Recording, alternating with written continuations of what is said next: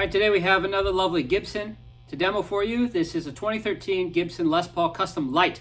I'm going to just get to playing it, and we'll talk a little bit more about the guitar in just a minute. I'm playing crank through a hand-wired Marshall blues breaker. Here we go.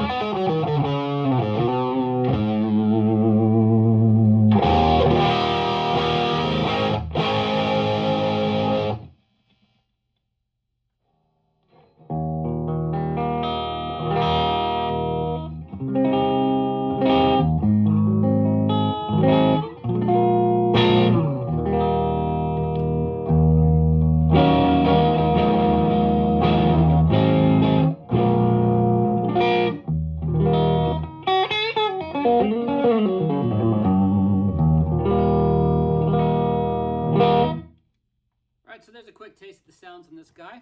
Now let's talk a little bit about it. The Les Paul Custom Lites first came out in I think the mid 80s. Is at a time when Gibson was releasing a bunch of different models. As one person I heard said, kind of seeing what would stick, they released this model. And this is kind of a I don't say reissue, but kind of a reissue or re-putting it out there. The Les Paul Custom Lite has very similar cosmetic specs to the regular Les Paul Custom, especially the 2013 models. One cool thing about this is it still has the diamond inlay there. Now, why is that significant? Well, on the Lites, that switched in later years to just the crown inlay, like what you'd see on an SG or other Gibson models. This still has the diamond inlay.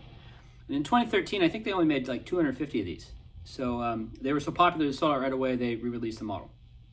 Again, very similar specs and neck, fit, and finish to a Les Paul Custom.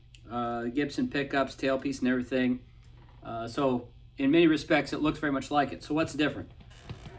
It doesn't have an ebony fretboard. The specs say that these had rosewood boards, although I think at this time they also started using burnt maple. So the specs that I've read say rosewood. This, I'm not 100% sure if this is rosewood or burnt maple. I had somebody ask me a question. There's grain on it that looks kind of like rosewood, and it could definitely be that, but it could be burnt maple. Another difference is on that truss rod cover, it just says custom on there instead of the Les Paul Custom or Les Paul model. You can obviously switch out the truss rod cover if you want. Tuners are nice Grovers, so basically the same there. So what is different? Well, for one thing, you have a contour body. Got a little cutout here, and also the body is a little thinner. That's why it's a light. So think more of an SG, Gibson SG body, but in a Les Paul shape. Really an ingenious thing. It gives you a lighter weight guitar that has the looks of a Les Paul, much easier to play and hold on stage for a long time. You know, it's lighter weight relative to a Les Paul Custom, which with a mahogany top on a regular one, you know, can sometimes push 10, 12 pounds. I've seen vintage ones weigh as much as like 12 to 14, like even 50s, just because the wood's heavier. The neck, though, with the binding, the frets, inlay work, and all that, it's just like a Les Paul Custom. This is a really, really nice guitar. Main difference being the thinner body with the contour. If I were a player, and I played Les Pauls, I would be really tempted to use this in the place of a regular one. So you got the Gibson pickups with the gold covers, Nashville bridge, stock tailpiece, and whatnot. So, okay, I'll tell you a little more, but that's enough talking. Let's get to playing it some more. Okay.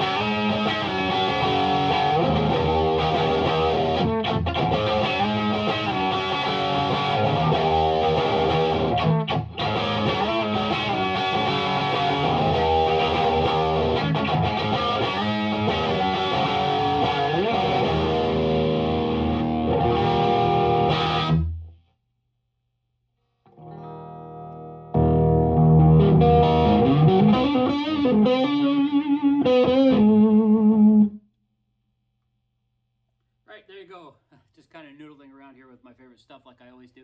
Probably drives some of you nuts, but sorry. All right, so a couple other details about this particular guitar. It's in very good cosmetic condition. It's not mint, but it's in very nice shape. It has a few like minor marks and dings around the edges, a few light scratches on the back, mainly here on this back cover area. Yeah, you can kind of see it a little better. Nothing huge. There's no like deep buckle rash, just some scratches on the back you'd normally see. There's a scratch on the neck up there by the headstock. There's no crack or break. It's just the crack. There's like a little wear on the edge of the headstock where it rests on a stand. A lot of that will rub off. Fretware's just barely anything there. It's just some little bit of discoloration on the frets in a couple spots. Electronics all work as they should. Comes with a hard shell case. It's not Gibson branded, but it's very nice. There's some scratches on the pickguard. Other than that, it's nice. It's a very nice used guitar. Another thing is, I think that this pot here has been added. I think originally they had some kind of switch or something. I'm not 100% sure, but somebody put a regular Gibson pot, so it's set up like a normal Les Paul. I think you might be able to switch it and do coil tapping or something like that. I'm not 100% certain on that, but nevertheless, that's what this guitar is.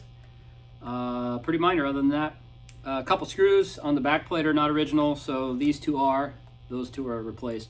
All in all, really, really minor stuff. This is a great guitar. Much more affordable price. Gives you the look, feel, and playability of a regular Les Paul Custom, but about $1,000 cheaper. So anyway, thanks for checking it out, and it's up for sale.